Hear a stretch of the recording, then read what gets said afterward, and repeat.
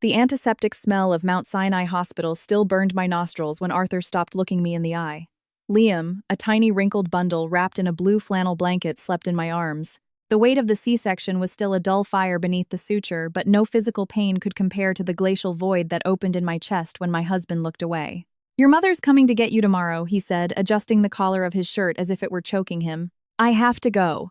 Go where I asked," and my voice sounded flat, too tired even for me. "My mother isn't well, Claire. The doctor says she needs absolute peace and quiet. No commotion at home." Commotion. My newborn son. Our son. "So," I said, cradling Liam, "what does that mean?" I felt his tiny breath quicken, as if even in sleep he sensed the tension. "So, it would be better if you stayed with your parents in Cambridge for a while, until things calm down." He didn't say, "Until Liam is older." He didn't say, "Until your body has healed." He said, "Until things calm down," as if our child were a storm, an inconvenience. "And you," I insisted, though I already knew the answer. I had known it for months, ever since I found the private investigator's report I myself had commissioned. Arthur Art Pierce Monroe, the unacknowledged son of Lawrence Pierce Sterling, the titan of New York real estate. A spoiled, wayward boy whose father, fed up with his scandals and incompetence, had finally cut him off financially. My husband was nothing more than a frustrated heir, a prince without a kingdom.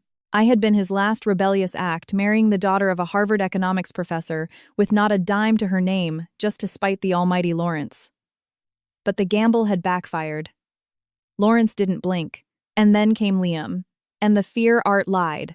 "I'll be near my mother." The lie danced in his pupils. "I'll call you." He didn't kiss me. He didn't touch his son. He turned and walked out of the hospital room with the same haste one enters a place that stinks.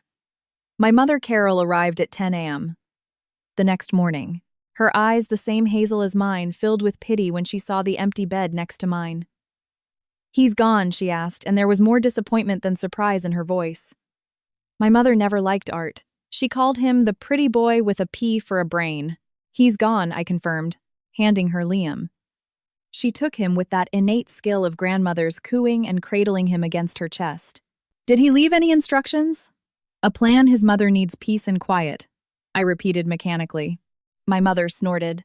"His mother has more real estate than a Rockefeller and a heart dryer than the Mojave in August. What she needs is a reality check. And so does that scoundrel you married."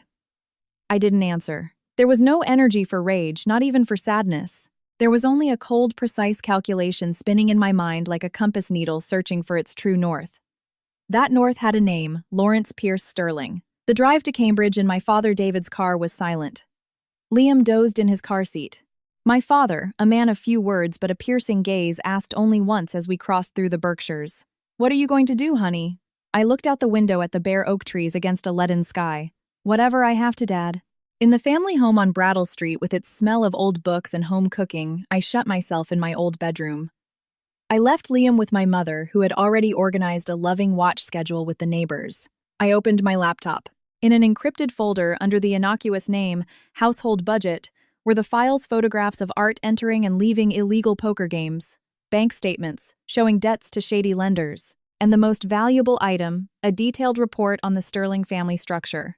Lawrence, a widower twice over, with no living legitimate children. A real estate infrastructure and renewable energy empire valued in the billions. And a single weak point, a resentment hidden under layers of anger, the son he never fully acknowledged who had turned out to be a disaster. Art thought I had married him for love, for his perfect-toothed smile and empty promises.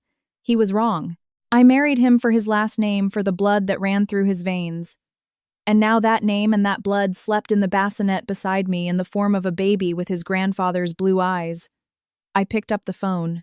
I didn't dial Lawrence Sterling's number. That would have been a mistake. A man like him has walls and moats. I dialed the number of his executive assistant, Eleanor Morris.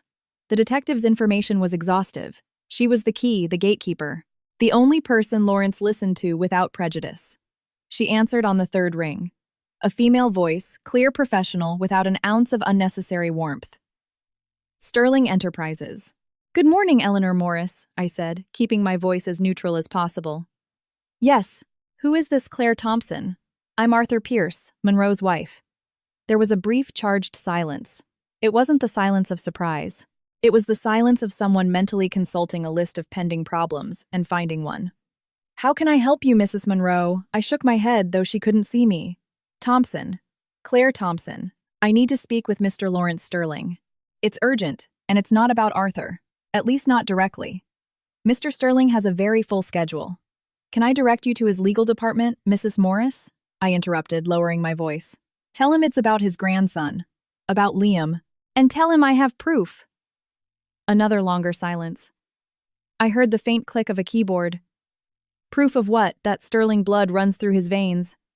Send someone he trusts. I'm at 12 Brattle Street, Cambridge. I'll be here tomorrow and the day after and the day after that until he comes. But you should know, Mrs. Morris, that every day that passes is another day his grandson grows up, not knowing he has a grandfather." I hung up. My hands were shaking. Not from fear, but from adrenaline. It was the first move, the riskiest one. If Lawrence Sterling was the ogre they painted him to be, he could swat me away with one blow. He could send his lawyers, the police, someone to make the troublesome woman and her bastard son disappear. But the detective's report also mentioned something else. The death 15 years ago of Lawrence's only legitimate son, Richie, in a car crash at 19. A boy, according to the old stolen photos, with dark hair and blue eyes. Liam had blue eyes. Sterling blue, they called it, in social circles. A strange hue, an inheritance from a Swedish great-grandmother. 3 days passed. 3 days of my mother shooting me, worried glances of my father taking refuge in his library, of Liam clinging to my breast like a tiny survivor. I didn't cry. I didn't fall apart. Every time despair peeked through, I opened the laptop and reviewed the data, the numbers, the weaknesses. It was my own private doctoral thesis. The anatomy of an opportunity. On the 4th day, a man in an expensive suit with the air of a lawyer rang the doorbell. Not a thug. Worse. A partner from a white shoe law firm. "Good morning, Mrs. Thompson. My name is Ignacio Soler, from Soler and Associates Legal Counsel for Mr. Lawrence Sterling. May we speak?" I showed him, into the living room where my mother served coffee with hands that barely trembled. The lawyer didn't touch his cup. "Mr. Sterling received your message. This is a delicate matter. To avoid speculation or false hopes, we require a conclusive DNA test. We can handle the process with full discretion and legal guarantees." He took out an envelope. Inside was a consent form and the details of a private clinic in Manhattan, a prestigious one that catered to celebrities and billionaires. "And if I refuse?" I asked, not touching the papers. Ignacio Soler managed a cold professional smile. "Then this matter ends here. Mr. Sterling doesn't waste time on sentimental blackmail. If you believe your son is entitled to something, the courts are open. But allow me to be frank, Mrs. Thompson. Without prior proof, you won't even get through the door, and the emotional and financial cost to you and your family will be considerable." It was an elegant threat, but a threat nonetheless. I nodded. "I agree. When today? My car is waiting downstairs. You can bring the child." The drive to New York was oppressively silent. At the clinic, everything was efficiency and whispers. They took a swab from Liam's cheek and he cried indignantly. "We'll take a sample from you as well to establish the maternal line and rule out any substitutions," the geneticist said, with a perfectly toothed smile. We returned to Cambridge that same night. The lawyer gave me a phone number. "We will call you with the results. In 48 hours. Those 48 hours were the longest of my life. Not because of any doubt about paternity. Art was the father of that, there was no question. But because I feared that Lawrence Sterling, even with proof in hand, would decide a grandson from a middle-class mother was a problem, not a say. Blessing. That he would pay a stipend and banish us to oblivion. But when the phone rang 7 hours later, the voice on the other end was not the lawyer's. It was a deep, gravelly voice, like stones being dragged along a riverbed. A voice that didn't ask for permission, that occupied space. "Claire Thompson. Yes. This is Lawrence Sterling. I'll be at your house in an hour. I want to see my grandson." He hung up. My mother panicked. "My God, the house is a mess. What do we offer him? Coffee? Some sherry?" "Mom," I said, grabbing her by the shoulders. "He's not coming to evaluate the cleanliness of the living room. He's coming to evaluate me. Please take Liam to your room. Stay with him. Whatever happens. Don't come out." An hour later, exactly a black discreet sedan, but one whose lines were impossible to hide, pulled up in front of our house. Not a Rolls, but a large armored Audi. A driver got out, opened the back door, and he appeared. Lawrence Sterling wasn't tall, but his presence filled the street. Broad-shouldered, a dark, perfectly tailored suit without being ostentatious. Gray hair cut short, and the face, a face carved from granite, with a nose that had been broken and poorly set. And eyes, those blue eyes, the same deep glacial blue that now opened in my son's face when the light hit it a certain way. He looked at me from the sidewalk, and it was like being scanned by radar. He wasn't assessing my clothes, a pair of sweatpants and a loose sweater. He was assessing my substance. He walked up the 2 front steps unassisted. He passed me in the entryway, leaving a scent of woodsy cologne and power in his wake. He walked into the living room and sat in my father's armchair, the largest one as if it had always been his. "Sit," he said, gesturing to the chair opposite him. It was a command. I sat my back straight. I didn't look down. "You have some nerve," he said, abruptly. "Calling Eleanor saying that. Who gave you my son's information? He didn't. Art knows nothing. I hired a private investigator months ago when I realized my husband was not what he seemed. And what did he seem?" he asked, a flicker of interest in his blue gaze. "He seemed like a lost, rich kid. He turned out to be just lost." A sort of grunt that might have been a laugh rumbled in his chest. "Do you know what they say about me, girl? That you're a wolf who built his empire with his bare teeth, that you have no mercy for incompetence, and that your legitimate son Richie was the light of your life." His face tightened just a spasm when I said his dead son's name. It was quick, but I saw it. I had studied his pressure points. "Art is not Richie," he said, his voice even rougher. "He's a drone, a liar, a coward. I gave him chances. He squandered them all. I cut off his money, and in response he marries the first little middle-class fool he comes across thinking it would give me a heart attack. He pinned me with his gaze. That was you, the little middle-class fool." I took a deep breath. This was the precipice. "No, Mr. Sterling, I wasn't. I knew who he was. I knew who you were. And I knew Art was, as you say, a drone. But I also knew he was your blood. The only blood you have left. And now that blood is in the next room, sleeping in a travel crib. His name is Liam. And what do you want from me?" he asked, leaning forward, his eyes never leaving mine. "Money. A monthly check. A condo on the Upper East Side." "I don't want your money," I said, and I saw a gray eyebrow arch in skepticism. "Well, not exactly. I want an opportunity. For Liam and for me. Explain yourself. And do it quickly. I don't like beating around the bush. Art has abandoned me." He left a note saying his mother needed quiet. He left without a backward glance. He doesn't want his son. He doesn't want me. He doesn't want responsibility. He's exactly what you say he is. I paused, measuring my words. But Liam is not to blame. Liam is a Sterling. He has your eyes. And he deserves more than to grow up with the bitterness of an abandoned mother and the shadow of a despicable father. He deserves to know his grandfather. He deserves his legacy. Not the money, Mr. Sterling. The legacy. The name. The chance to be someone who isn't a disappointment. And you, he steepled his fingers under his chin. What do you get out of all this, besides getting rid of a useless husband, which you've already done? I get an alliance, I said without blinking. You don't trust anyone, I know that. Least of all a woman who married your screw-up son. But I'm not your daughter-in-law. I'm the mother of your only grandson. And I have a degree in economics from Harvard and a master's in finance. I speak 4 languages, and I'm not afraid to work or to fight for what's mine. For what is Liam's? He was silent, watching me. The ticking of the grandfather clock sounded like a hammer. You're saying you want a job. I'm saying I want a position. A chance to prove I can be an asset, not a liability. You need heirs. You need someone you can trust. Art failed you. I won't. Liam won't. And why should I trust you? He asked, and in his voice was genuine curiosity, not disdain. Because our interests are aligned. I want what's best for my son. You want a future for your name. Art has proven he is not that future. Liam can be. But he needs guidance. And I need tools. I don't want charity. I want a partnership. The word partnership echoed in the room, audacious, almost insulting, coming from a girl in her early 20s to a titan. But Lawrence Sterling didn't laugh. He stood up, a slightly stiff movement. I want to see him. I nodded.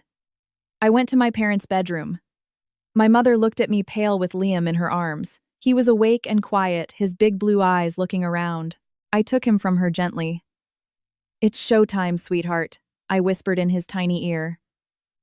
I returned to the living room. I approached Lawrence Sterling. I didn't hand Liam over. I just stopped in front of him, showing him my son. Liam, as if sensing the intensity of this strange giant's gaze, turned his little head. His blue eyes met the other blue eyes decades older, full of scars and mistrust. There was a blink. Then another. Lawrence's face, that carved marble, seemed to crack around the eyes. It wasn't a smile. It was something deeper, more primitive. A recognition. A flash of something that had been dead for 15 years. He reached out a large, gnarled hand spotted with age. It stopped inches from Liam's cheek. My son instinctively turned his head and nuzzled against those fingers, making a small sound of contentment. Lawrence Sterling held his breath. He pulled his hand back as if it had been burned. He turned and looked out the window at the brick-paved Cambridge Street. His broad, powerful back was tense. "The DNA report is conclusive," he said without turning around. "He's my blood." I said nothing. "Your proposal is interesting, but naive. You have no idea what you're getting into. My world isn't a master's in finance. It's a jungle. And the vultures, Mrs. Thompson, are always circling. I've raised a child alone for 3 weeks with stitches in my abdomen and a runaway husband. I think I can handle vultures, Mr. Sterling." This time he did laugh. A short, dry bark. He turned around. His eyes weren't scanning anymore. They were assessing, but in a different way. "Bring the boy to New York next week. Eleanor will send you the address. There will be an apartment for you. Discreet, secure." He paused. "We'll start with something small. The foundation needs an overhaul, a new focus. Show me you're not just a pretty mouth with a backup baby." It was a small bone, insignificant compared to his empire. But it was a bone, and it was mine. "And Art?" I asked. Lawrence's face darkened. "Arthur has made his choices. He is no longer my concern. Or yours. Do you understand me? If you want to enter my life, my grandson's life, you do it on my terms. And the first term is that he made a dismissive gesture with his hand like shooing a fly does not exist." I nodded. I didn't feel triumphant. I felt the cold weight of steel in my hands. It was a weapon, an opportunity, a pact with a devil, perhaps. But it was my only path. Agreed.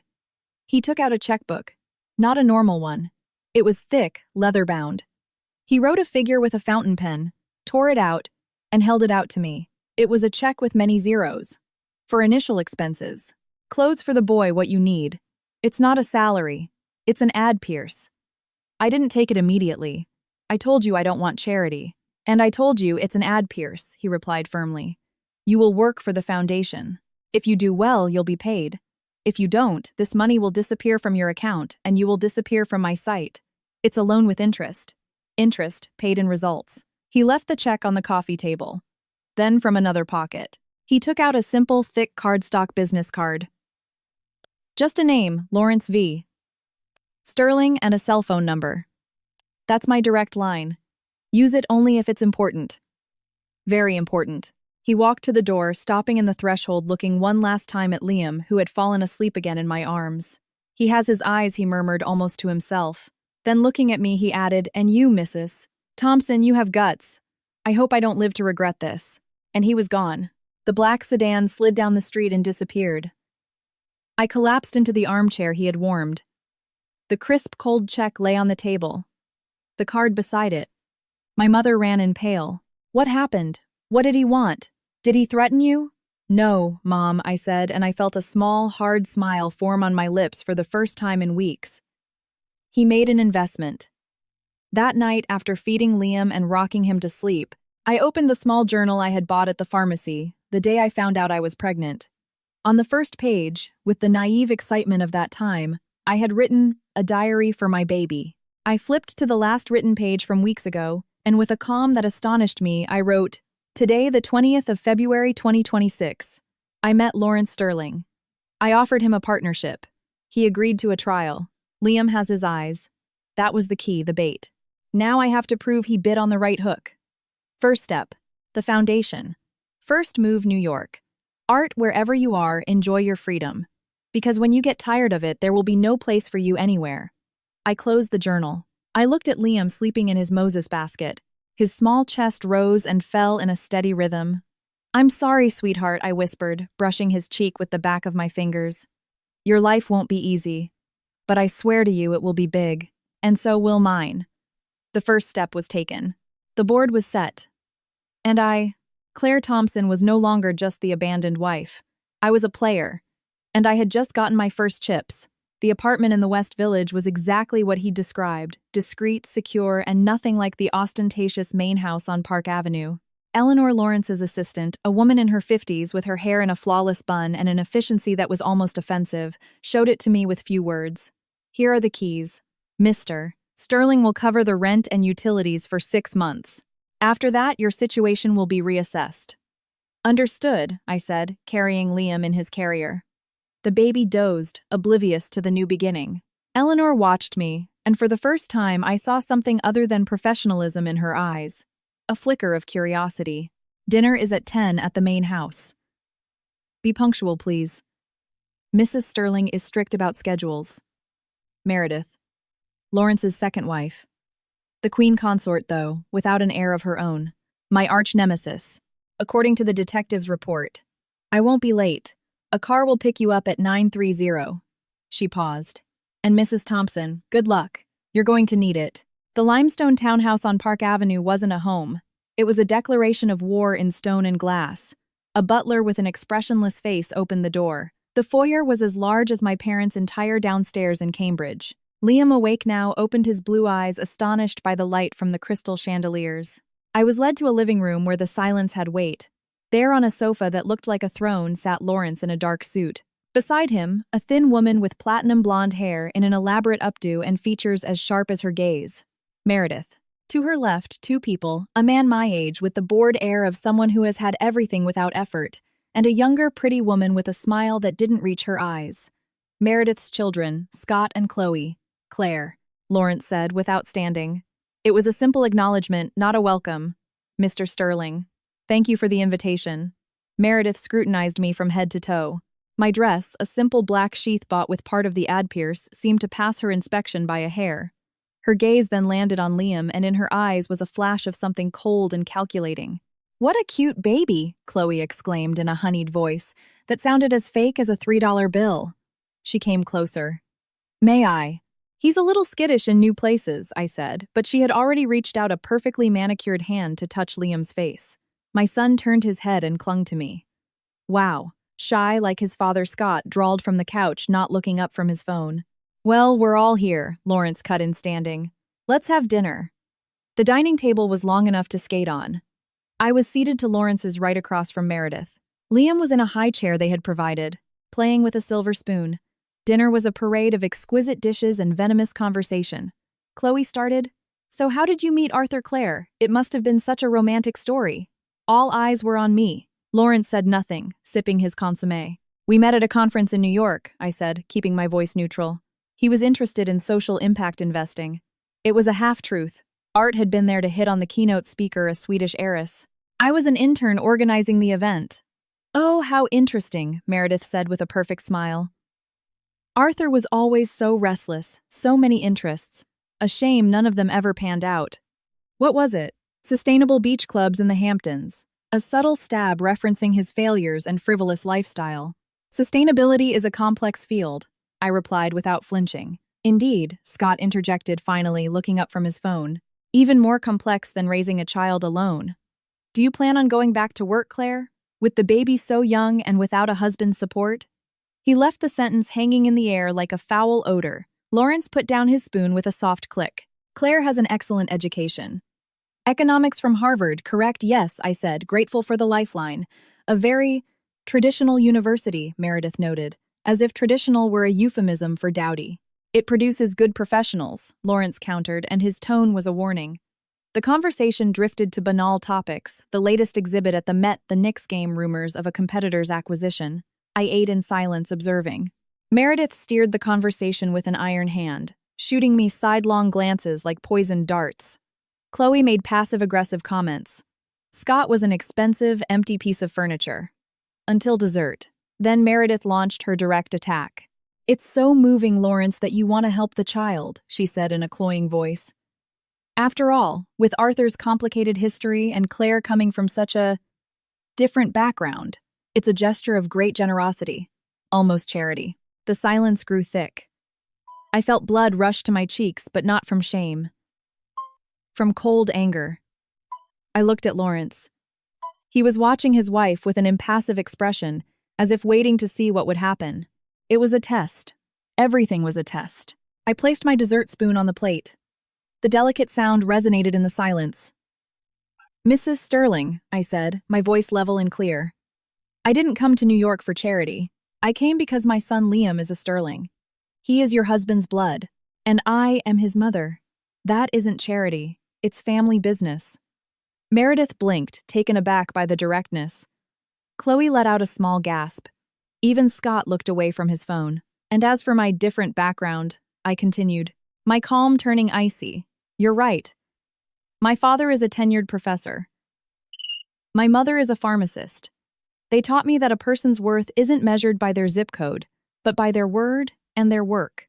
And I came here to work to secure my son's future, not to beg for handouts." Meredith turned livid. "Are you implying that I'm not implying anything, ma'am," I interrupted. With a polite smile, "I'm simply clarifying my position, for the sake of family harmony." Lawrence let out a cough that sounded suspiciously like a stifled laugh. Then, in a serene voice, he said, "Claire is right. It's not charity. It's family." And speaking of family in the future, he turned to me. "I've been thinking about your situation. The Sterling Foundation for Architectural Preservation needs a review of its investment strategy. The returns are paltry. Eleanor will give you all the reports tomorrow. I want an analysis and a proposal for revitalization in 2 weeks." It was a bombshell. A bone, yes, but thrown in front of the hungry wolves. The foundation, though small, was a symbol, a family fiefdom, and he was handing it to me, the newcomer. Meredith opened her mouth, but Chloe gently touched her arm, restraining her. The hatred in her eyes was now tangible, a thick fog. "Of course, Mr. Sterling," I said, my voice firm. "I won't disappoint you." "I know," he replied, and in his blue eyes for a second, I saw a glint of something that might have been approval. The rest of the dinner passed in a tense, polite silence. When coffee was served, Lawrence stood. "Claire, join me in the study. There are some documents I want you to see." As I walked past Meredith, I felt her gaze on the back of my neck like a stiletto. Lawrence's study was a cavern of dark wood and books. It smelled of leather, old tobacco, and power. He sat behind a monumental desk and pointed to a chair in front of it. "You killed 2 birds with 1 stone," he said without preamble. "You defended yourself against Meredith, and you showed me you have guts and a brain." "I knew I'd have to pick a side," I replied, not yet sitting. "And you picked the right one," he corrected. "But don't get any illusions. Meredith won't give up. She's just stepped back to get a running start." "I know. The foundation is a test. Child's play compared to the rest of the empire. But if you screw it up, it will be your grave. And the grave of Liam's aspirations. I won't screw it up." "So sure?" he asked, leaning back in his chair. "It's easy to be brave at dinner. It's harder to be smart in front of a balance sheet." That's when I opened my purse, not my small evening clutch, but a leather portfolio I had bought. I took out a folder and placed it on his desk. "What's this?" he asked, not touching it. "A preliminary analysis of the Sterling Foundation for Architectural Preservation. Based on the public annual reports from the last 5 years, the Foundation's mission statements and sector data." Lawrence raised a surprised eyebrow. He opened the folder. Inside were charts, tables, highlighted figures. "The returns are paltry, as you said," I continued. "But not for lack of funds. For lack of vision. 85% of the portfolio is in Treasury bonds and CDs. Safe, but with returns below inflation.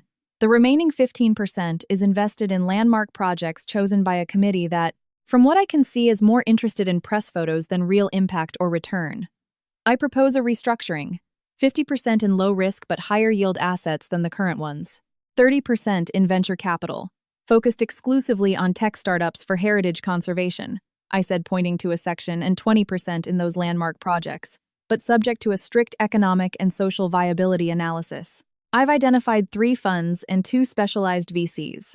I also propose creating a micro-patronage and digital visibility program to attract private donations.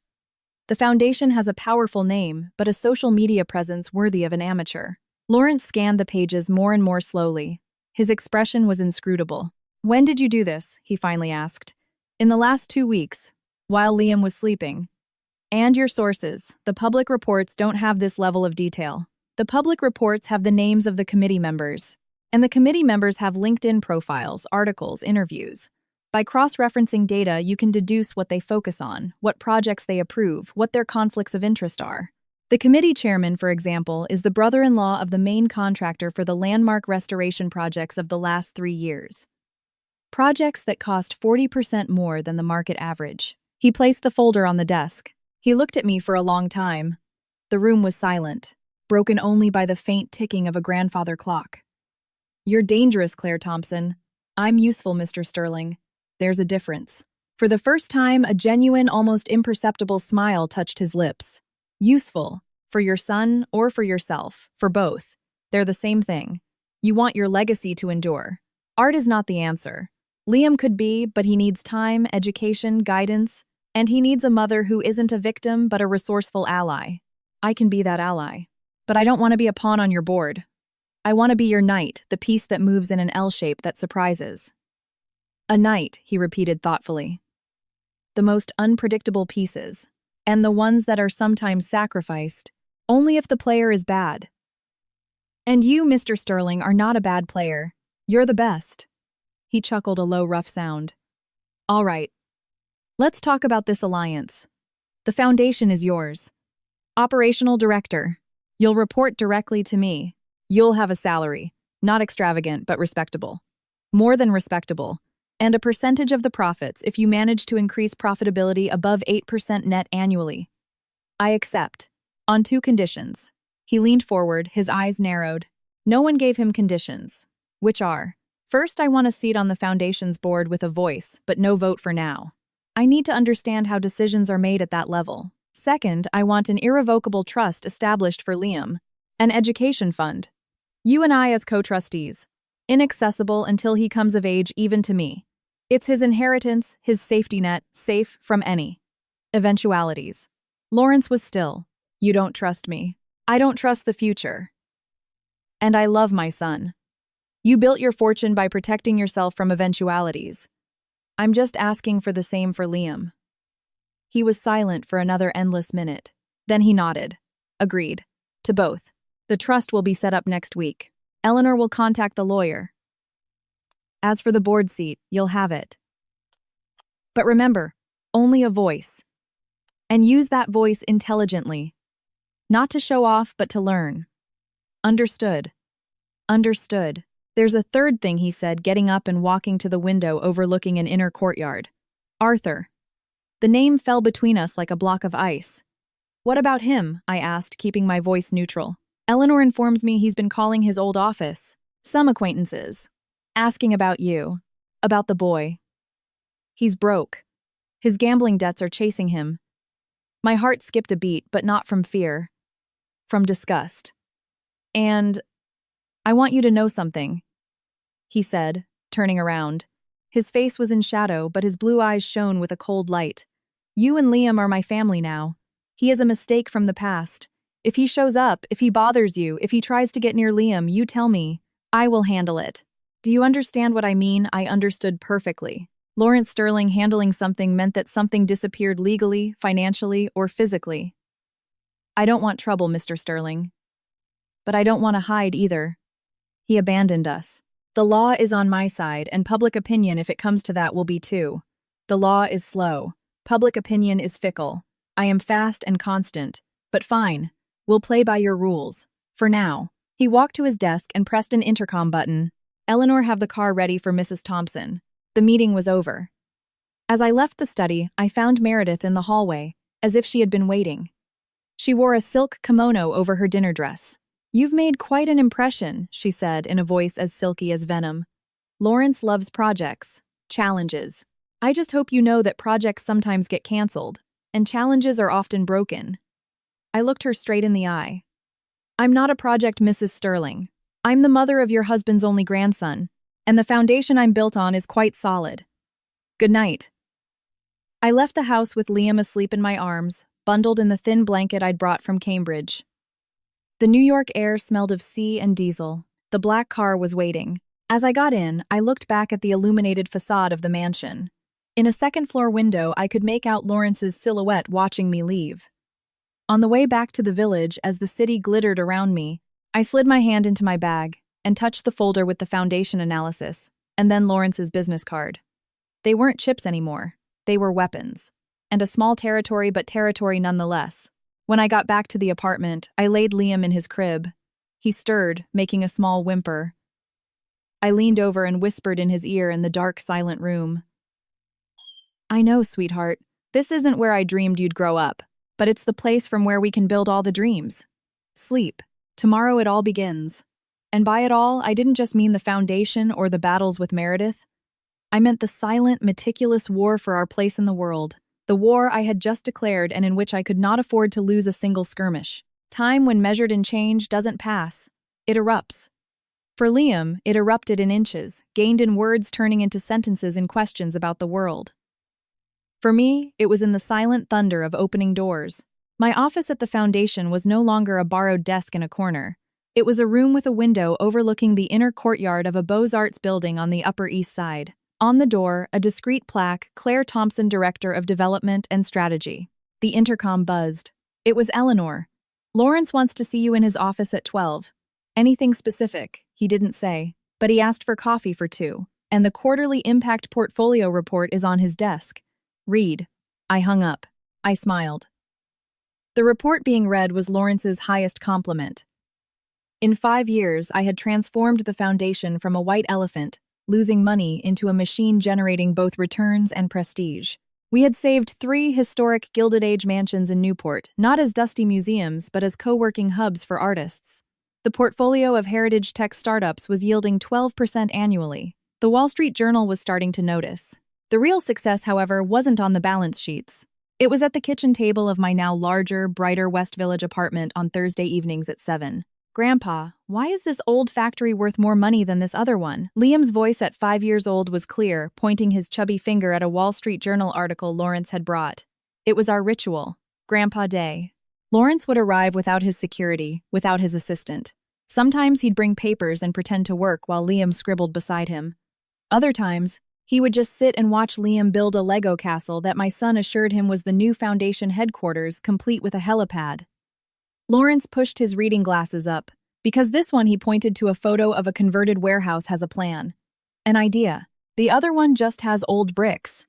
Ideas, Liam, are the only things that don't depreciate. Liam nodded very seriously, as if a secret of the universe had just been revealed to him. From the counter where I was making dinner, hid a smile. I wasn't teaching my son to be a shark. I was teaching him to understand the language of the world he moved in. And Lawrence, without realizing it, was his best teacher. The relationship between them was the most unexpected and solid thing in my new life. Lawrence, the man who made boards of directors tremble, melted when Liam called him Grandpa. He had turned a spare room in my apartment into Liam's room, filled with books and the expensive educational toys Lawrence would buy with the stealth of a thief. I once caught him patiently, endlessly teaching Liam how to tie his shoes. "A man has to stand on his own 2 feet from an early age," he grumbled, blushing when he saw me watching. My personal phone vibrated. A message from an unknown number. I opened it. It was a blurry photo from a downtown nightclub. Hair longer, eyes glassy. It was Art, his arm around some shady-looking character. The message read, "Still interested in AVM's movements, new debt, contact with lenders from Queens, very ugly. R." It was Ray, the private investigator I still retained. Once a month, like a toxic reminder, a report would arrive. It was my little insurance policy. I deleted the message. I felt nothing anymore, no rage, no pity. Just a cold detachment, as if reading about a character in a bad TV show. Art was the past, a ghost fading into his own mistakes. "Everything all right?" Lawrence asked, with that uncanny perception of his. "Perfect," I replied, pouring water. Spam. At the foundation, my baptism by fire came after 8 months. Meredith had placed her nephew, an incompetent with a Harvard MBA, on the project's committee. He tried to approve a massive grant to restore a mansion in the Hudson Valley owned by a family friend. When the dossier reached me, I dismantled it line by line. I brought the numbers, the inflated price comparisons, the flagrant conflict of interest directly to Lawrence, bypassing Meredith. The meeting in his office was short. "Are you sure about this data?" he asked, his eyes fixed on the report. I can introduce you to the 3 consulting architects who provided quotes 40% lower. And the conflict of interest Meredith's nephew plays poker every Thursday with the owner's son. The photos are on Instagram. I put them in Appendix C. Lawrence summoned Meredith and her nephew. He didn't shout. His voice was a blade of ice. The Hudson Valley project is canceled. And he said, looking at the nephew, "You're off the committee. Get out." Meredith, stay. When the door closed behind, the pale nephew Lawrence turned to his wife. The foundation is no longer your playground. It's a business. And Claire is running it.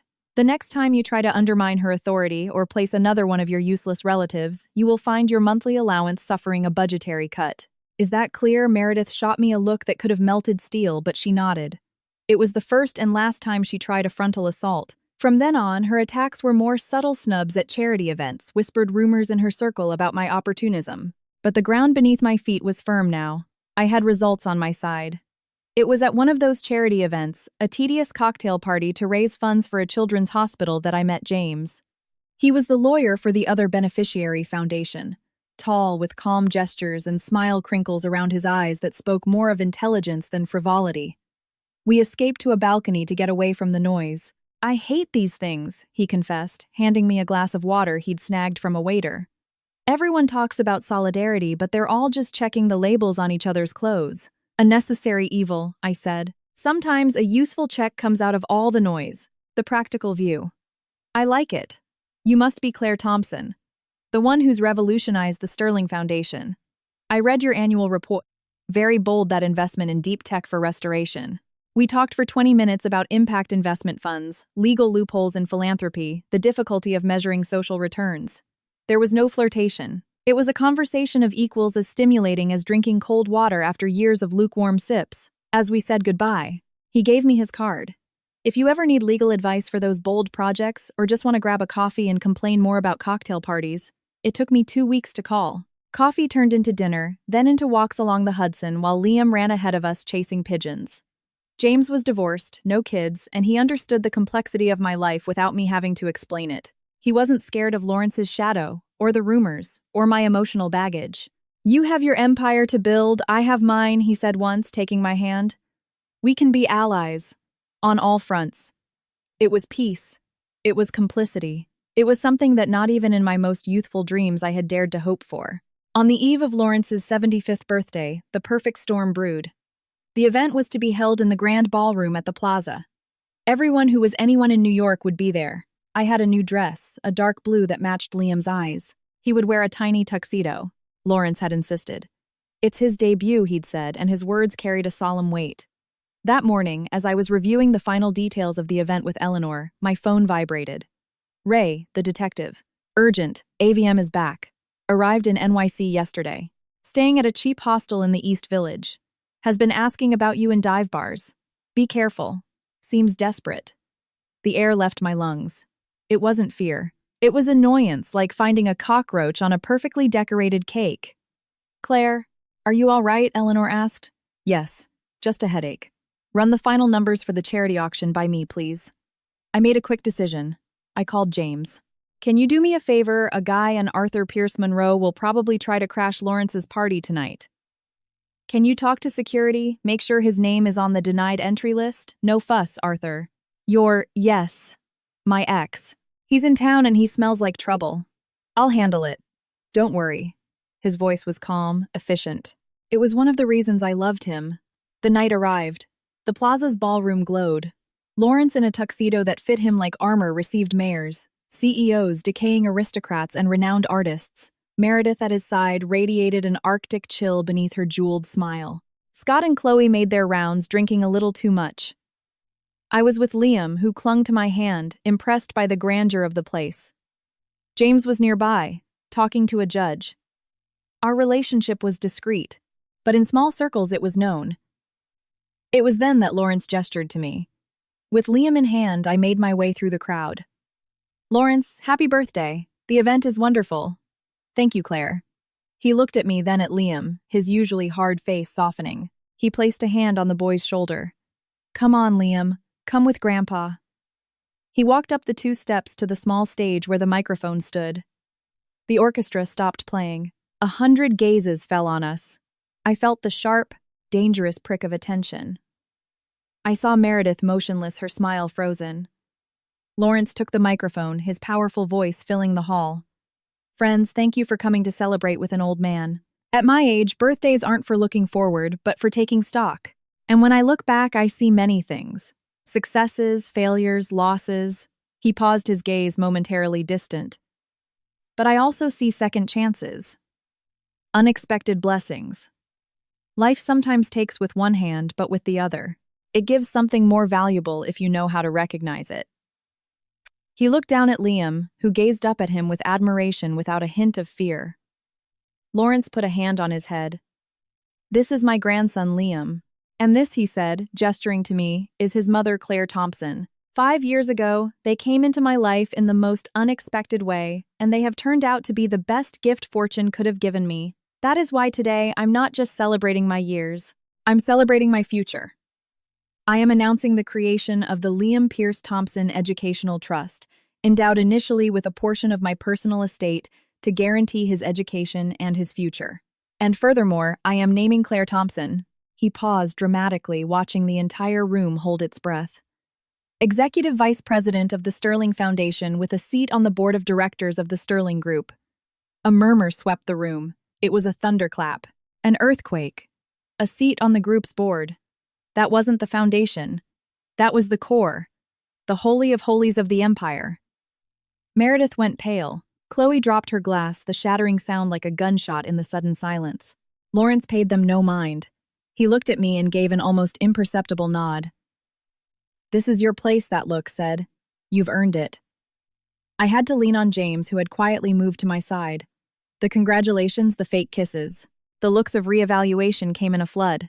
Liam, overwhelmed, hid behind my legs. In the middle of the hubbub, I approached Lawrence, who had come down from the stage. I don't know what to say. Thank you. It's too much. It's not a gift, he said, in a low but firm voice. It's an obligation. And a declaration. From now on, you're on the front line. And the fire will be real. I know. And the boy, he asked, looking at Liam, who was now being fawned over by the mayor's wife. Will he be okay? He has the best protection possible. Your name and my determination. He smiled. A rare, genuine expression. That's what I'm counting on. Later, as the party was winding down, James came over. All clear outside. Security has Arthur's photo. He won't get within a mile of this place. He paused. It's been a historic night. How are you feeling? Stunned. And vigilant. This is just the beginning. I know. He squeezed my hand. But you're not alone. As the town car took us home with Liam asleep on my lap, I opened my phone out of habit. There was a message from Ray. A link to a gossip site. The headline read, Disinherited Hire. Arthur Monroe, real estate mogul's secret son, spotted in dive bar, while father celebrates birthday with new family. Below was a blurry, clandestine photo of Art alone with a coffee, a lost look in his eyes in a shabby cafe. The photo was taken from far away, but he looked haggard, his clothes wrinkled. I didn't feel joy. I didn't feel pity. Just a deep, abysmal contempt and a certainty. The coming storm wouldn't be about his return. It would be about his desperation. And I was ready. I had spent 5 years building my fortress, brick by brick, word by word, look by look. I looked at Liam asleep, his long, dark lashes on his cheeks. Then I took out the small journal. I still carried the same one from Cambridge. In the dim light of the car, I wrote the 12th of October, 2030. They've given me the keys to the kingdom, or at least the antechamber. Liam's future is secure. Mine is tied to theirs.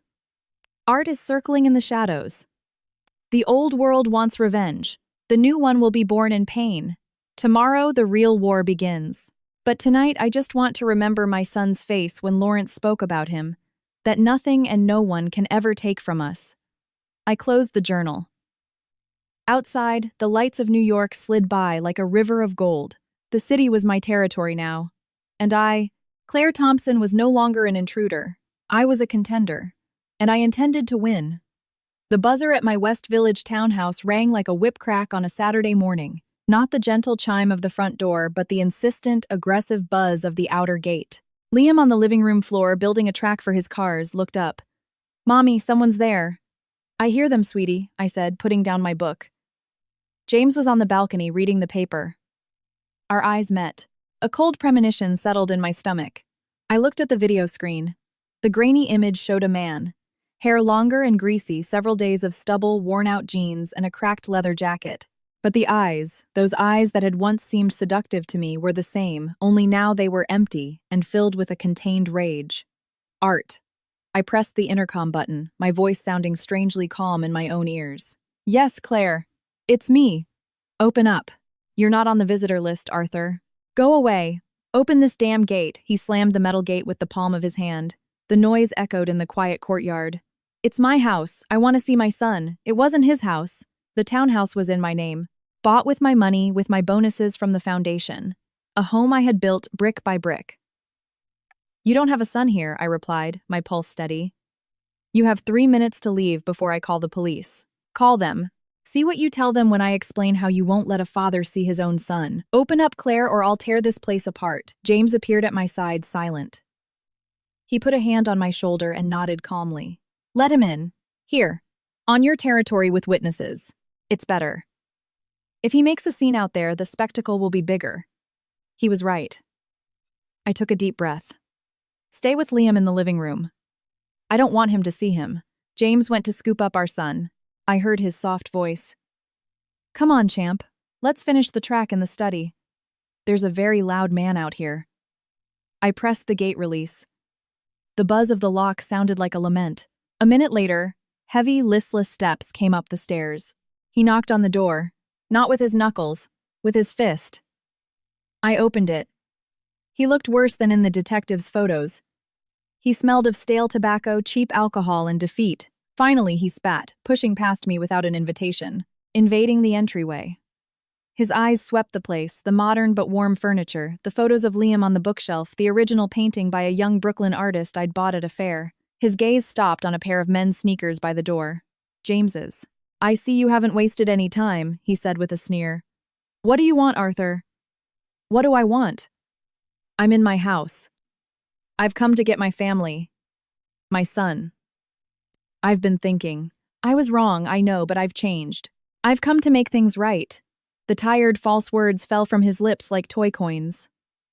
I felt nothing. Not rage, not sadness. Just a profound exhaustion. You don't have a family here. And this isn't your house. Get out, please. What do you mean it's not my house? His voice rose. You're my wife. Liam is my son. I am his father. By blood, he started to move further inside toward the living room. I stepped in his way. You're not going in there. Liam is not going to see you. And I'm not your wife. I am only the mother of your son. A son you abandoned 5 years ago with a note saying your mommy needed quiet. Do you remember, Arthur? Let your mother raise him. Those were your words. I have them memorized, just in case my memory ever failed me. He blinked as if the words were physical slaps. That was ages ago. I was scared. I was a kid. You were 25. Old enough to leave me with C-section stitches. Old enough not to call once in 5 years. No, Arthur. There's no going back. Leave. I'm not going anywhere without seeing Liam, he shouted. Then suddenly his tone changed. It became tearful, manipulative. Claire, please. I'm his father. I've had a hard time, a really hard time. I made mistakes, but I've changed. I swear. I just want a chance. A coffee.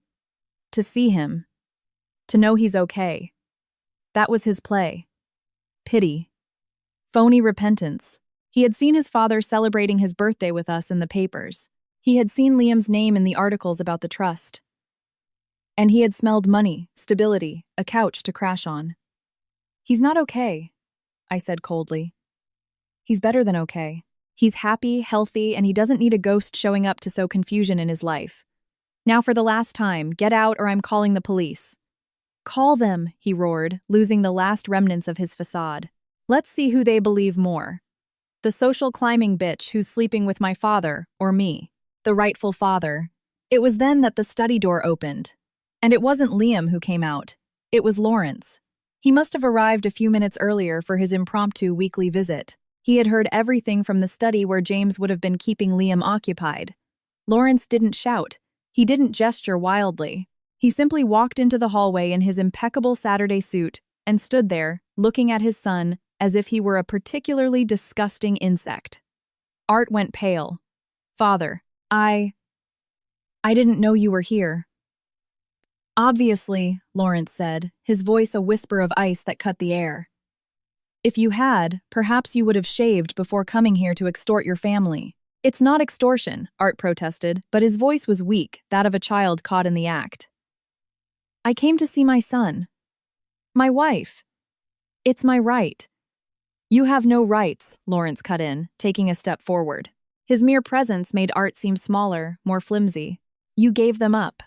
In writing, by omission and by cowardice. Claire has full legal complete custody. I am Liam's legal co-guardian. You don't appear on any document other than as the biological progenitor, and these days that gives you the right to nothing more than a child support bill that, by the way, you've never paid. Art opened and closed his mouth. Those are technicalities. He's my blood. Your blood is the only thing stopping me from ordering security to drag you out of here and drop you at the nearest police precinct for trespassing and attempted coercion, Lawrence spat. But I won't do it, because of that same blood. For the last time, leave. And do not come back. Don't call. Don't go near my grandson. Don't go near Claire. If you do, you won't just face a restraining order. You will face me. And believe me, son, after all these years, I have nothing left to lose with you. And everything to protect. The words fell like tombstones. Art looked at his father, and in his eyes there was no love, not even respect. There was only a deep hatred mixed with an ancient fear. So that's how it is, he mumbled with a bitter laugh. You've replaced me, huh, Claire? A useless son for a moldable grandson? And you've ended up with the old man? So clever. You were always so damn clever. Get out, I ordered, pointing to the door. I couldn't stand his presence for another second. I'm going, he said, backing away. But this isn't over. You're a nobody, a parasite. And him, he jutted his chin at Lawrence, he won't live forever. And when he's gone, we'll see who has the last laugh. If you have an ounce of the survival instinct you claim to have, James said, now appearing in the study doorway, with a calm that was more menacing than any shout, you'll walk away and never bother this family again. I have friends at the courthouse. And your file, the abandonment, the gambling debts, the outstanding warrants makes a motion for termination of parental rights a slam dunk. A very expensive fantasy for you. Art looked at James, then at me, then at Lawrence. Absolute humiliating defeat was painted on his face. He had gained nothing. He had lost even the right to complain. This isn't over, he repeated, but it was an empty echo. He turned and left, slamming the door behind him. The silence he left was thick-charged. Lawrence sighed, a deep, tired sound. He came over to me. Are you all right? Yes. Just disgusted. Daddy, Mommy, who was that man who was shouting? Liam's little voice came from the study. James was holding him. The boy was serious, confused. Lawrence and I exchanged a look. What do you tell a 5-year-old? It was Lawrence who answered with a brutal and tender honesty. He went over and took Liam from James's arms. He was a man who was angry at the world, Liam. And sometimes angry people say silly things and try to hurt people. But he's gone now, and he's not coming back. Okay. Liam nodded thoughtfully. Then, looking his grandfather in the eye, he asked, Was he my daddy? The air stood still. Lawrence didn't hesitate. Yes, he was. But being a daddy isn't just about giving blood, Liam. It's about being there. It's about taking care of someone. And that man didn't know how. That's why he's not here anymore. Because you have your mommy, who loves you more than anything. And you have me. And you have James. And that's your family. Your real family. Do you understand? Liam looked at him intently, processing. Then, with the crushing logic of a child, he said, Yeah, like at school, Paul says he's my friend, but he never wants to play with me. He's not a real friend. Exactly, Lawrence said, a lump in his throat. Exactly like that. That night, after Lawrence had left and I had put Liam to bed, I collapsed on the couch next to James. The exhaustion was bone deep. That was just the first round, James said, putting an arm around my shoulders. A guy like him, cornered and broke, he's unpredictable. He'll do something stupid.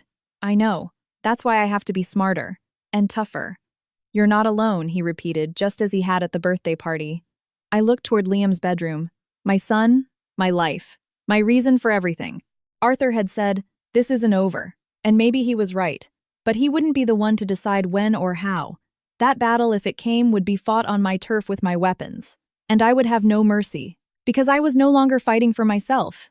I was fighting for the boy sleeping in the next room, and for the life that against all odds I had managed to build around him. A life that no one, least of all a cowardly ghost, had the right to take from us. The page 6 spread was waiting for me on the kitchen table like a mud bomb. Eleanor, with her usual macabre efficiency, had left it there next to my morning coffee. The headline screamed, "Gold Digger, or Victim, the mistress of her father-in-law Claire, the woman who stole an hair and an empire." Below was a photo of me from Lawrence's gala, elegant, smiling next to him, and beside it a photo of Art haggard and with martyr's eyes secretly snapped in front of my building. The article was an outpouring of cheap venom. It painted Art as a sensitive heir, pushed aside by a possessive mother, and an unscrupulous, ambitious woman. It painted me as a homewrecker who used a baby to get into the bed and the will of an elderly magnate. It mentioned my questionable background and insinuated that Liam's paternity might not be clear. It was all spiced with quotes from sources close to the family, who it didn't take a genius to guess were Meredith, Chloe, and Scott. Liam was at school. James, seeing me with the paper in my hand, came over and took it from me. "Don't give it any importance. It's garbage." "It's a planned attack," I said, my voice strangely serene. The rage was a block of ice in my chest. He went to Meredith. She gave him the press contacts and the ammunition. It's her revenge for the board seat. The phone rang. It was Lawrence. His voice on the other end was a contained roar. "Have you seen it? Yes. Come to my office now. Bring James." Lawrence's office in the Midtown skyscraper smelled of anger and strong coffee. He had the newspaper spread out on his desk. Meredith was sitting in front of him, impeccable and pale. She didn't even look up when we entered. "Do you know anything about this?" Lawrence asked his wife without preamble, tapping the headline with his finger. Meredith looked up innocent as a child. "About what, Lawrence? Oh, that. It's the tabloids. They're always inventing stories. Such a shame Arthur would stoop to this, but well, you know how he is. Desperate for attention. Don't take me for an idiot," he cut in, his voice so low it was terrifying. "Claire's questionable origins. The father-in-law's bed. That's your handwriting, Meredith. Your venom. How much did you pay the reporter? Or did you just pass along the number of your friend, the editor of this sewer?" Meredith stood up. "How dare you? That woman has you bewitched. She's turned that child against all of us. She's a shut up." Lawrence slammed his hand on the desk with such force the water glasses trembled. "Listen to me, very carefully. If one more word of this filth can be traced back to you or your daughter, or that lazy bum of a son, I am cutting you all off. The allowance, the apartments, the cars. I will leave you with nothing. And don't doubt for a second that I will do it. Now get out." Meredith left without another word, but the look she gave me as she passed was a promise of eternal war. As soon as the door closed, Lawrence turned to James. "What do we do, James?" The lawyer already had his laptop open. "This is libel, clear as day. We can sue the paper, but it's long, expensive, and it will give the story more oxygen. There's a faster, more decisive option." "What?" I asked. "A press conference. This afternoon. But not to deny. To annihilate. We present the entire case with evidence. We flip the narrative." Lawrence nodded slowly. "Do it. Use the Foundation's auditorium. At 6 p.m. I want all the major financial and general news outlets there. Not just the gossip rags. And call my notary. Have him here at 5. The auditorium at the Sterling Foundation was packed at 6:05. Cameras, reporters, an expectant murmur. At the table presided over by Lawrence were James, Eleanor, and me. Someone was missing. Just before we began, the door opened and Dr. Ruiz, the chief geneticist from the clinic that had done the DNA test 5 years ago, walked in. He sat at the end of the table looking serious, a folder in his hand. Lawrence approached the microphone. He wasn't smiling. "Good afternoon. Thank you for coming on such short notice. We are here to clear up once and for all a campaign of slander and lies orchestrated against my family. And when I say my family, I mean my grandson Liam Pierce Thompson and his mother Claire Thompson. I will be brief, because the facts, as you will see, are extraordinarily simple and shockingly different from what was published today." He gestured to James, who stood up. "My name is James Montoya, counsel for the Sterling family. I will now present a series of documents. They have been digitized and will be available to all of you on a thumb drive you will receive on your way out. First, the birth certificate of Liam Pierce Thompson, which lists Arthur Pierce Monroe as the father. Second, the family abandonment complaint filed by Claire Thompson on February 25, 2026. 1 week after Mr. Arthur Monroe abandoned his wife, who was recovering from a C-section, and his newborn son with this note. James projected an image onto the screen. It was a photo of the piece of paper in Art's handwriting. "My mother isn't well, needs quiet. Let your mother raise him." A murmur went through the room. Third, the reports from the private investigation agency hired by Mrs. Thompson to locate Mr. Arthur Monroe during his 5 years of total absence, which detail his gambling expenditures, his debts, and his whereabouts in various leisure locations with no attempt to contact his son. Fourth, the court order from October 2028 granting full and exclusive custody to Claire Thompson and naming Lawrence Sterling as legal co-guardian in light of the proven abandonment and lack of contact. James paused, letting the weight of the documents sink in. Fifth, and to dispel any wretched doubts about the child's paternity, he looked at the geneticist doctor. Dr. Ruiz, wearing his white lab coat for the occasion, approached the microphone. "I am Dr. Ignacio Ruiz, Director of GenLab. On February 22, 2026, at the request of Mr. Lawrence Sterling, we conducted a paternal DNA test between Arthur Pierce Monroe and Liam Pierce Thompson. The result with a 99.999% probability confirmed paternity. That signed and sealed report was the basis for the subsequent family recognition." He opened his folder and showed the report, its seals and signatures visible. Camera flashes exploded. James resumed. Sixth, bank statements demonstrating that Claire Thompson has systematically refused any financial support from Lawrence Sterling for personal expenses, and that her current standard of living, including her home, is supported by her salary as executive vice president of this foundation, a position she earned on her own merit after quintupling its profitability in 4 years. The tax records are there. And seventh, Lawrence intervened, taking the microphone to end any speculation about my mental state or my will. "I have this." He took a document from his folder. The notary, sitting in the audience, nodded. "This is a copy of the amendment to my will notarized today at 5 p.m. In it, I completely disinherit my son, Arthur Pierce Monroe, for his unworthy conduct and family abandonment. My estate will be divided into 2 parts. 2/3 to the irrevocable trust of my grandson Liam, to be managed by Claire Thompson and my notary until he comes of age. And the remaining 1/3 to Claire Thompson as payment, the will states, to the only person who in my later years has shown me loyalty, intelligence, and the love of a daughter." The room erupted in a clamor of exclamations. Lawrence raised his voice. "Any questions?" A journalist from a serious newspaper raised his hand. "Mr. Sterling, don't you think this disinheritance is too harsh? He is still your son." Lawrence looked at him intently. "I had a son. His name was Richie. He died. I had another named Arthur. He chose to die in life a long time ago. Today I merely buried a corpse." Next question. The press conference lasted another 20 minutes. The questions were technical about the foundation, about my work.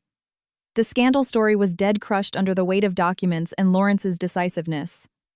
As we left, James squeezed my hand. "You did perfectly. Serene, firm. He's the victim now, and you're the powerful professional." "It's not over," I whispered.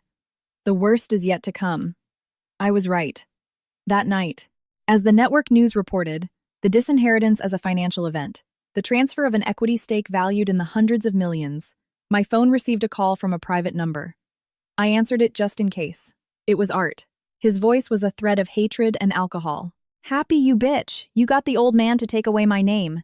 You took it away yourself, Arthur. 5 years ago. I'm going to destroy you. I'm going to destroy all of you. You have no idea who you're messing with. Arthur, you're drunk and you're pathetic. Go to sleep. And don't call again. The next time the police will be the ones tracking you down. For harassment." I hung up, blocked the number. But his empty, venomous words lingered in the air. It wasn't a threat. It was the death rattle of a wounded beast. And wounded beasts are the most dangerous. The next day, the newspaper headlines were very different. Lawrence Sterling disinherits son, leaves fortune to grandson and daughter-in-law. The article was cold, factual, and mentioned in passing the murky accusations of a discredited tabloid.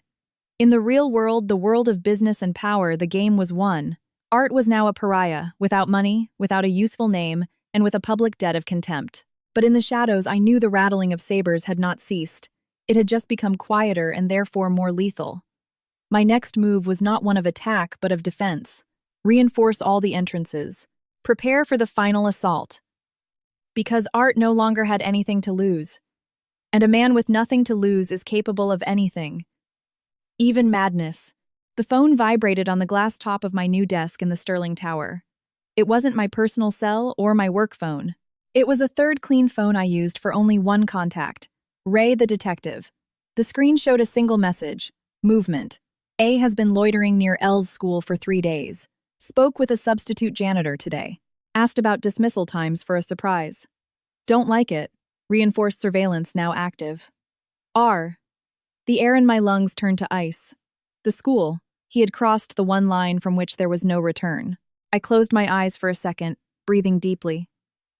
Fear that old enemy showed its claws, but I crushed it instantly. There was no room for it. Only for a cold, meticulous fury. I dialed Lawrence's direct line. He answered on the first ring. What is it? He went to the school. Asking about Liam's schedule. A silence fell on the other end of the line, thick with an anger so profound you could almost touch it. Where are you? In the tower. Stay there. I'm on my way. And call James. Now. 10 minutes later, the three of us were in my office. Lawrence pale with rage. James with the serious expression of a lawyer already preparing for the worst. This is over, Lawrence said, his voice like stone. Patience is over. Warnings are over. Compassion is over. I'm calling my contacts at the precinct. Have them pick him up right now for harassment for whatever. No, I said, and they both looked at me. Not yet. If they arrest him for harassment, he'll be out in hours with a restraining order he'll ignore, and he'll come back even more enraged. We have to give him enough rope to hang himself, but in a way he can never get back up. James frowned. Claire, we can't use Liam as bait. It's too dangerous. I'm not going to use Liam as bait. I replied, and I opened a drawer. I took out a small device like a GPS tracker. I'm going to use this. It's the tracker he's had in his backpack since the incident at the house. It's tiny. He doesn't know it's there. And we're going to use his routine but slightly altered. I laid out the plan quickly, clearly. It wasn't perfect. It had holes, but it was the only one that, if it worked, would end the nightmare forever. Lawrence listened, his eyes narrowed. In the end, he nodded reluctantly. It's risky. If anything happens to Liam, nothing will happen to Liam. I interrupted, and in my voice was an absolute certainty that I didn't even know I possessed. Because I'll be there. And you'll be there. In the shadows. But it has to look real. He has to feel like he's won, even if it's just for a minute. That will be his downfall.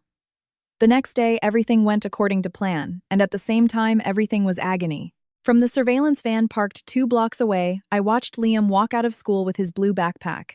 He was with his friend Matthew and Matthew's mother, just like every Thursday. But today, instead of going directly to the nearby park, they turned down the less trafficked street, the one that passed the old municipal warehouse under construction. Just as we had arranged with Matthew's mother, a discreet woman well paid for her trouble. My heart was pounding, but my hands were steady on the tablet screen, showing in real time the blue dot of Liam's tracker. James was driving a discreet car a block away. Lawrence was in another with 2 of his trusted men, the kind who didn't ask questions. And then it happened. A dirty white van with no rear license plate shot out of an alley and screeched to a halt next to the children. The side door slid open. Art jumped out, a cap pulled low, his movements jerky. There were no screams. It was fast, disgustingly efficient. He grabbed Liam by the arm. I heard it through the hidden microphone in the tracker. My son's voice, high and clear with panic. Let go of me. You're not my daddy. My daddy left. It took less than 10 seconds. The van sped off. Matthew's mother feigned screaming and running.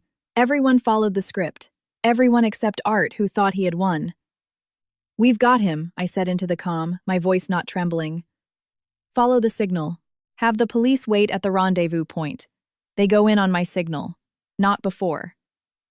The warehouse was in a semi-abandoned industrial park in the Bronx. The white van pulled through an open gate and disappeared into the gloom. Our small convoy stopped 2 blocks away. I got out of the car. I was carrying a large purse. James tried to stop me. Claire, no. This is insane. Let the police go. The police will go, I said, looking at him intently. But he wants to talk to me. It's me he wants to humiliate. That's his weakness, and it's the only advantage we have. If the police storm in, he could hurt Liam. If he's talking to me, he'll be distracted. Watch the door. When I call you, come in. I walked alone toward the warehouse. My heart was hammering against my ribs, but every step was firm. This was the last battle, the final one. I pushed open the small, squealing side door. Inside, the air was thick with the smell of dust, oil, and damp. A shaft of dirty light from a broken skylight illuminated the center of the empty space. There was Art. He had Liam standing in front of him, one hand gripping his small shoulder. Liam was pale, his eyes wide, but he wasn't crying. He looked at me, and in his gaze I saw fear, but also a spark of trust. "Mommy's here," Claire Art said, his voice sounding strangely triumphant in the dimness. "Right on time. I figured you'd come running. Mama hen. Let him go, Arthur. This has gone too far. Too far. This is just the beginning. You and the old man took everything from me. My name, my money, my son. Well, guess what? Now I have something you want." He squeezed Liam's shoulder, and my son winced. "You have nothing," I said calmly, taking a step forward. "You only have problems, and they're getting bigger by the second." "Shut up," he screamed. "I'm in charge here, and the terms are simple.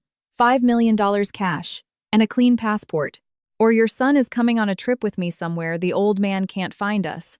And you'll see when it's just him and me, he'll learn to love me." His words were the quintessence of his madness, selfish, improvised, stupid.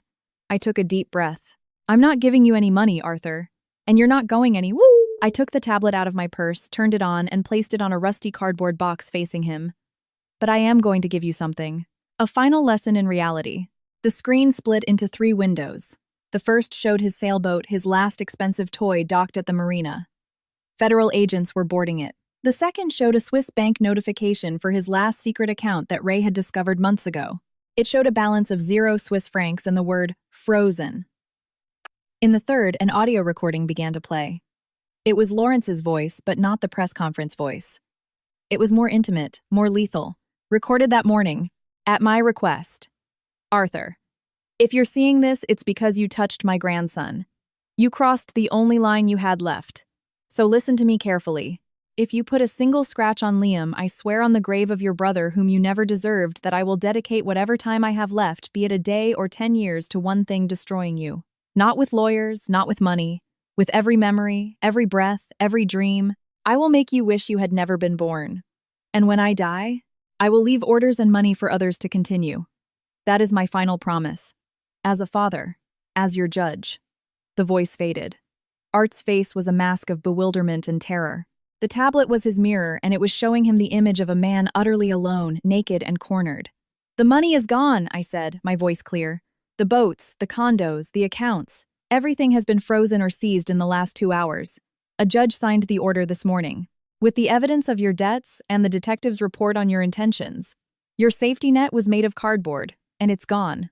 "You're lying," he howled, but his cracking voice betrayed that he believed every word. "The only thing you have," I continued, taking another step, closing the distance, "is a choice.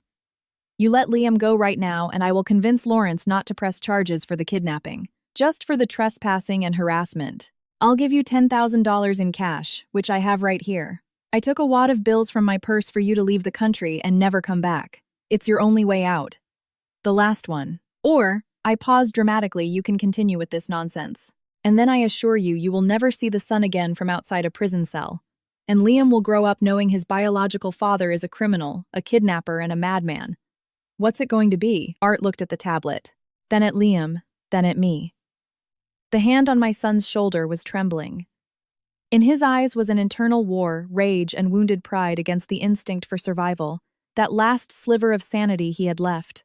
Liam, sensing the hesitation, said in a whisper that echoed in the warehouse's silence, "Let me go. Please."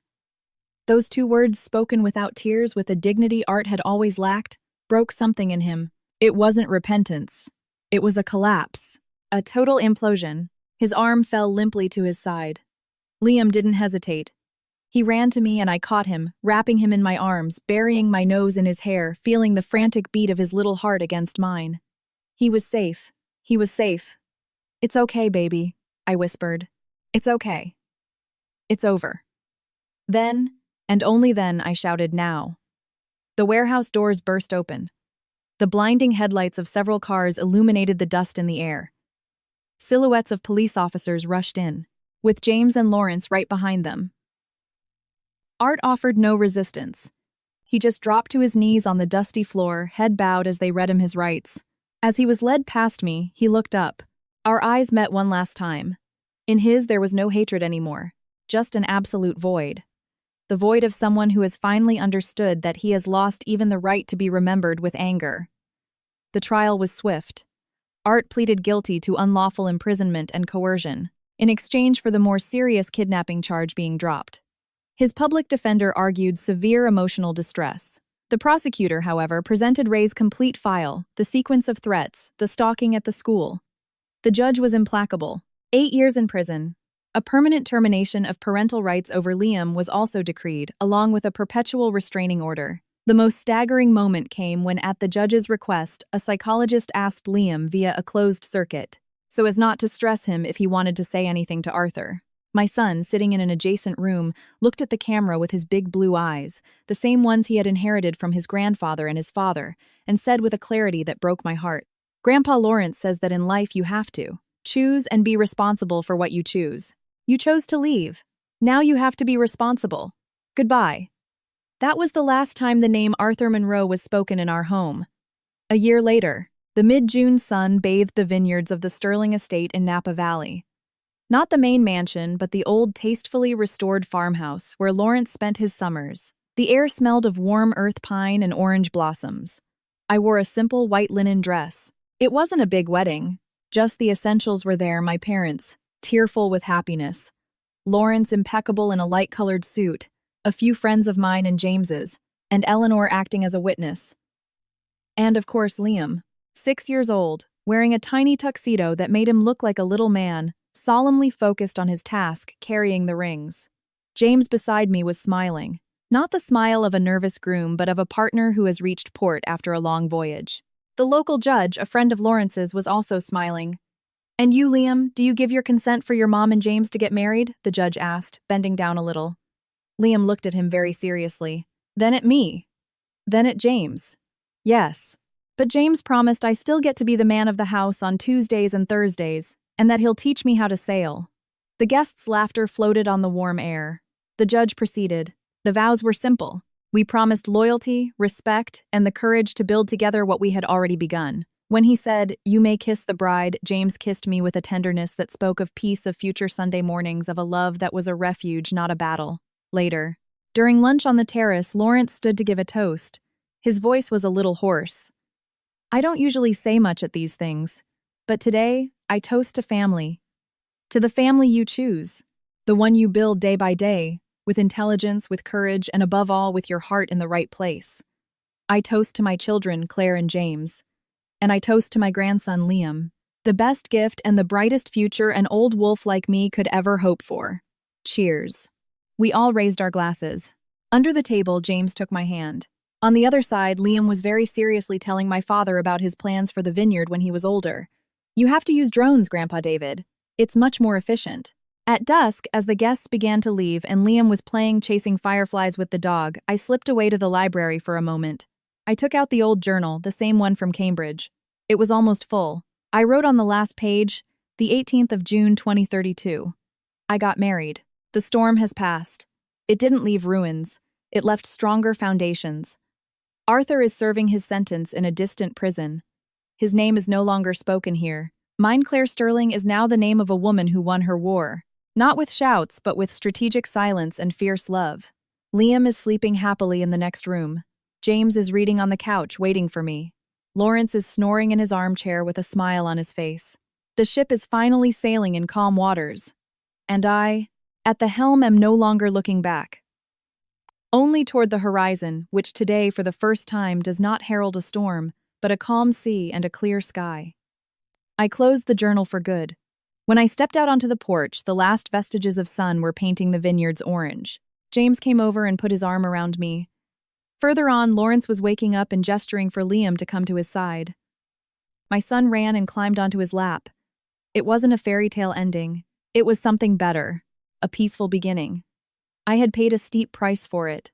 But now, watching my family together under the Napa sky, I knew that every battle, every tear, every ruthless decision had been worth it. I had come home. And this time, the door would only close to keep the warmth in, never again to keep someone out.